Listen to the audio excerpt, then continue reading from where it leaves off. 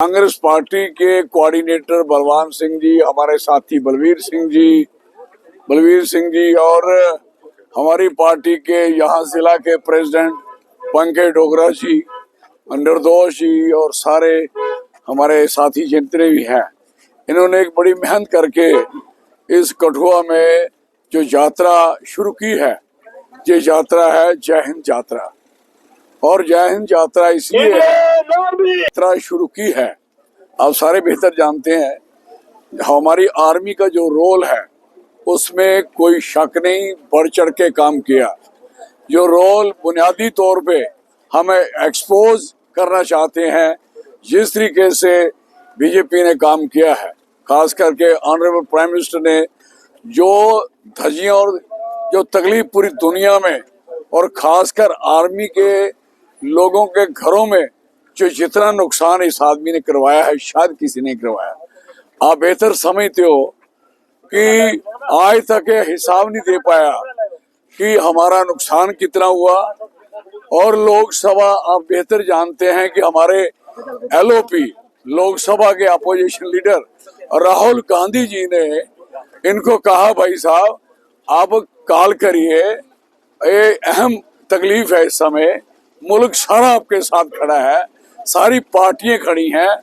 और एलओपी साहब राहुल गांधी जी ने क्लियर कर कहा, जो सहयोग चाहिए लीजिए, लेकिन एक कम से कम मीटिंग तो बुलाएं। जो मीटिंग इन्होंने उसकी पार्लियामेंट की नहीं बुलाई, और उसके साथ साथ इन्होंने मीटिंग के साथ साथ जो एक सारी पार्टी ने सहयोग किया, एक भी मीटिंग पार्टियों के साथ नहीं की। इससे बड़ी शर्म की बात क्या हो सकती है हमारी पार्टी ने। और फिर दूसरा, उस चीज को कैश करने की बात करी जो इन्होंने नुकसान किया है, हमारा बहुत ज्यादा नुकसान किया है। और आप ऐसे जानते हैं कि कितनी कमजोरी है इनमें, आए भी मिलिटेंसी उग्रवाद इनके कंट्रोल में नहीं है। ये युद्ध की बातें करते हैं, इनके अंदर की जो हालत है, क्यों ना बेटर, यहाँ कितने लोग इस समय मिलिटेंसी से मरे हैं और कितने यहाँ तबाह हुए हैं, कितने घर बर्बाद हुए हैं। संदूर का मतलब क्या है आप बताइए? संदूर कौन लगाता है?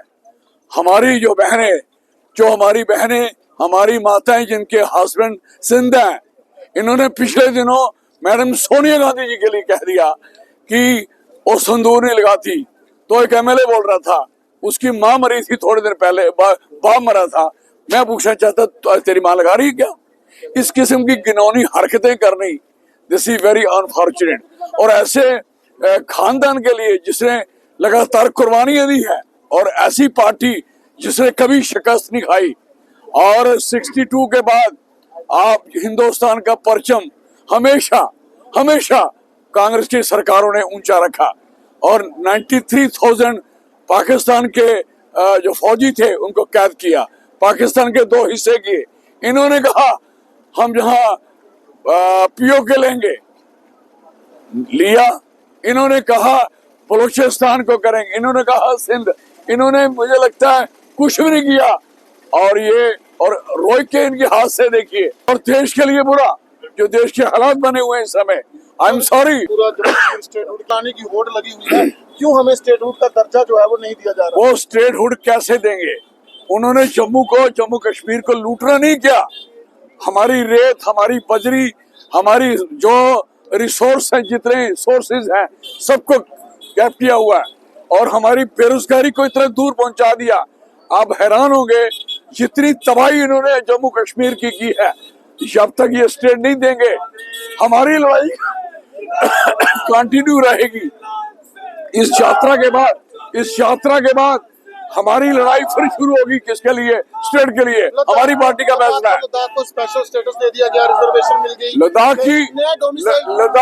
लद्दाख की यूनिटी है, लद्दाख की एकता है। हमें जम्मू के लोगों को, कश्मीर के लोगों को भी यूनाइट होके अपने हक के लिए लड़ना चाहिए।